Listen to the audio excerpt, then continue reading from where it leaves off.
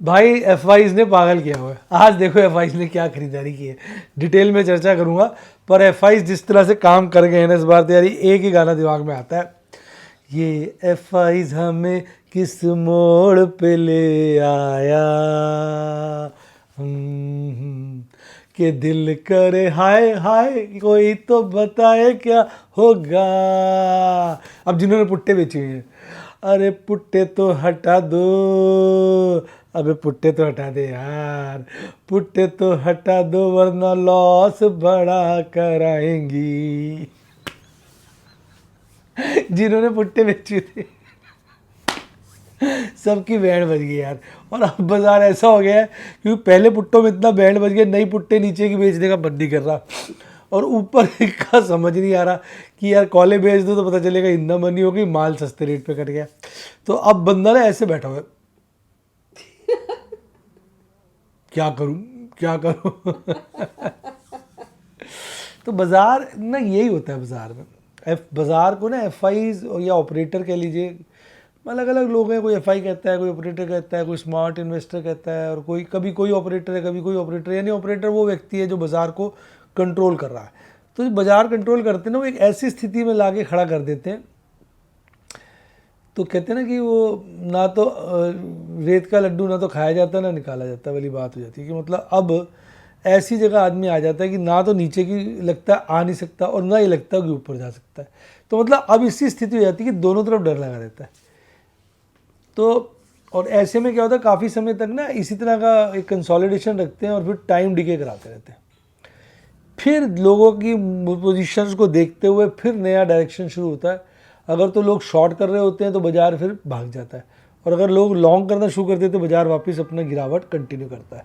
तो अब ये क्या हो गया तो कुछ समय बाद पता चलेगा, लेकिन अभी बाजार उसी मोड में आ गया जहाँ पर वो कंसोलिडेट हो रहा है, कैंडलें वही बन रही है और हमें कन्फ्यूज़ कर रही है। आपका क्या विचार है, मैं फिर आपसे पूछ रहा हूँ। अब 3 दिन हो गए बाजार को कंसोलिडेट होते हुए, अब आपका क्या विचार है, बताइए कि क्या बॉटम बन गया या बाजार अभी एक नया बॉटम बनाएगा। लिख डालिए कमेंट में, क्योंकि डार्लिंग आप जानते हैं मैं सारे कमेंट पढ़ता हूँ।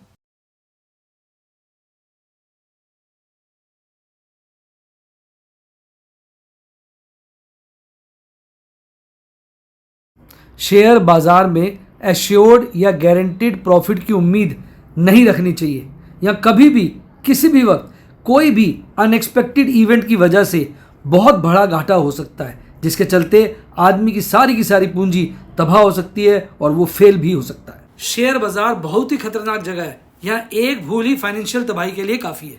मैं केवल एजुकेशनल वीडियोस ही बनाता हूँ, मैं कोई बाय सेल रिकमेंडेशन नहीं देता हूँ। चर्चा किए गए स्टॉक उदाहरण के लिए हैं और खरीदने या बेचने की कोई रिकमेंडेशन नहीं है। मेरा यह मानना है कि शेयर बाजार में निवेश किसी के कहने पर नहीं करना चाहिए, बल्कि अपने रिस्क एपेटाइट और जानकारी के हिसाब से करना चाहिए। सदा याद रखें, जिसने ली टिप उसकी हुई डिप। शेयर बाजार में निवेश जोखिमों के अधीन है। निवेश करने से पहले सभी संबंधित दस्तावेजों को ध्यान से पढ़ें।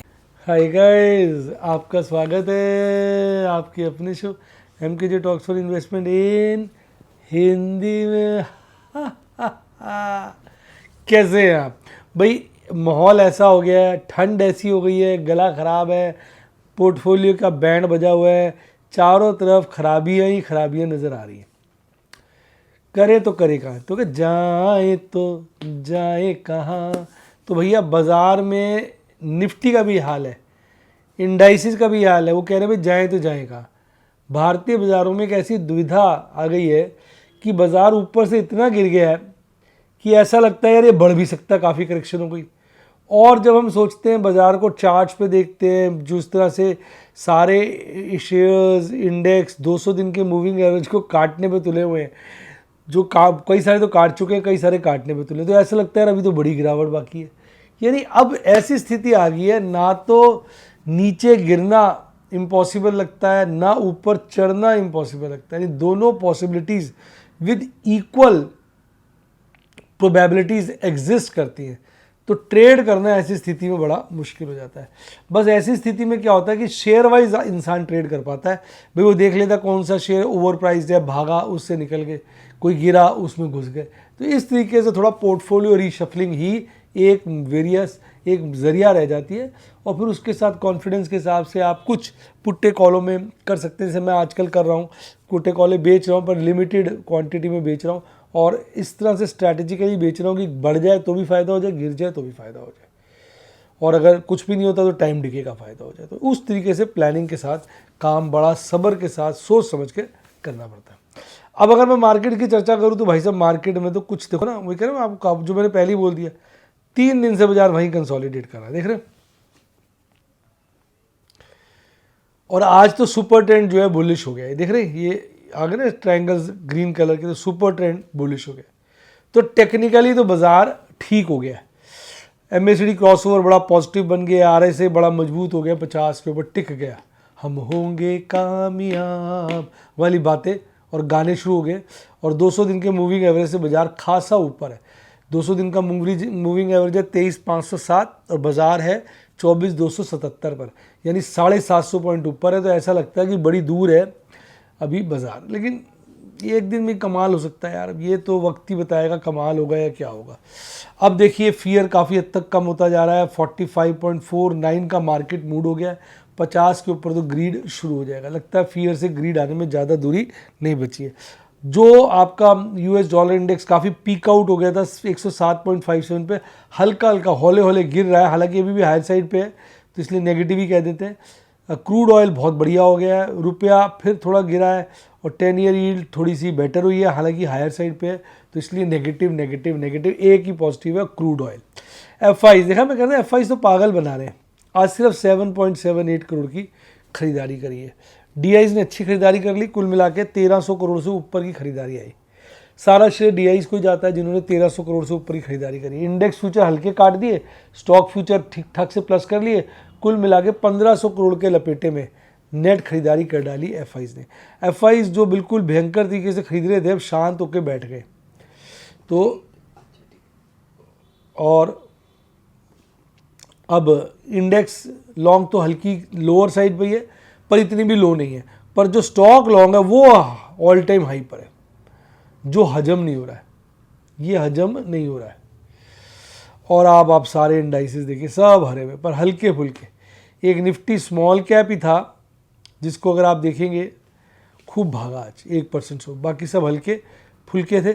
4.5% की इंडिया विक्स में गिरावट आई है, इंडिया विक्स काफ़ी रीजनेबल स्तरों पे आ गया है। आज 750 शेयर चढ़े हुए थे, 747 शेयर गिरे हुए थे, तो एडवांस डिक्लाइन रेशियो बहुत ही अच्छा, गुड ही कहा जाएगा। अदानी एंटरप्राइज ने रिवर्सल दिया है, वोडाफोन ने रिवर्सल दिया है, अडानी पोर्ट ने रिवर्सल दिया है, एक्साइड इंडस्ट्रीज, सारे शेयर जो बहुत ज़्यादा गिरे हुए थे काफ़ी अच्छी रिकवरी अब दिखा रहे हैं। पर जिसका लॉस बुक होना था इंक्लूडिंग माई सेल्फ, उनका तो बुक हो चुका है। अब Ipca lab, Godrej property, doctor लाभ, ग्रेन्यूल्स इंडिया, ये बुरी तरह से गिरे हुए थे।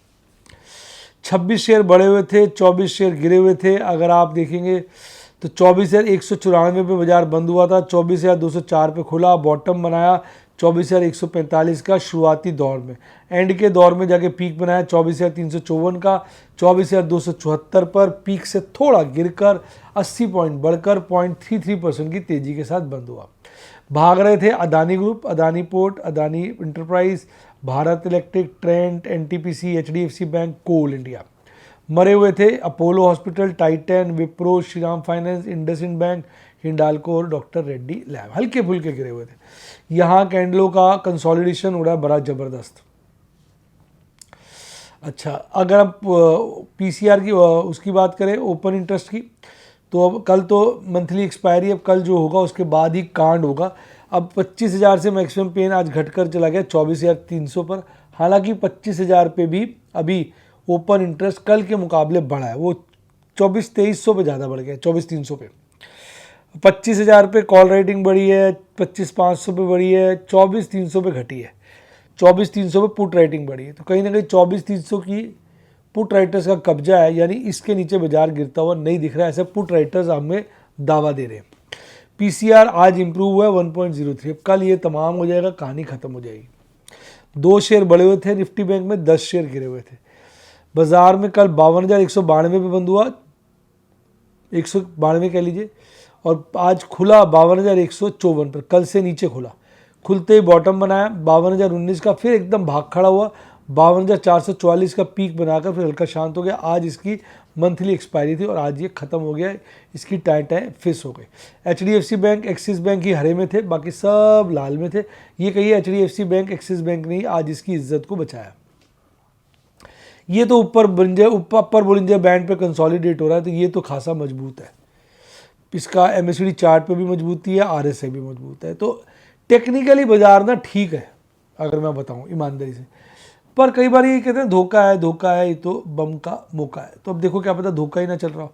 आज मैंने भी बहुत ज़्यादा काम नहीं किए, 3 कंपनियों में शेयर खरीदे, एक फ्यूचर स्क्वायर ऑफ किया और एक मैंने कॉल सेल करी। तो थोड़ा थोड़ा मैं FNO में फिर पोजीशन बना रहा हूँ, हिसाब से बना रहा हूँ। पिछली बार जैसे अंधाधुन हो गया था ना, आदमी को एक बार लगता है जैसे मैं ही मैं। तो वो अब मैं वाली बात नहीं है। अब थोड़ा डर के सब्र से काम करना पड़ रहा है ताकि इस पीरियड का भी थोड़ा हम फ़ायदा उठा पाए। तो ये तो थी सारी मेरी कहानी। आपको क्या लग रहा है बाज़ार की स्थिति से, क्या लग रहा है बाज़ार भागेगा गिरेगा? आप अपने विचार लिखिए।